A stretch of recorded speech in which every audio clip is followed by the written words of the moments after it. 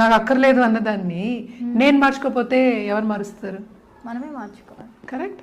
So అలాగే యూనివర్స్కి కూడా ఎప్పటికైనా సరే నీ ఫీలింగ్సే అర్థం అవుతాయి. ఎమోషన్స్, నీ స్ట్రాంగ్ ఫీలింగ్, అదే నీ ఫ్రీక్వెన్సీ. ఆ ఫ్రీక్వెన్సీయే తిరిగి వస్తుంది. దానికే మనం బేలీఫ్ టెక్నిక్ అనేది డబ్బు ఆకర్షించడానికి వాడుతున్నాము. ఓకే. అలాగే ఏంటంటే దృష్టికి కూడా వాడుతూ ఉంటాం అన్నమాట.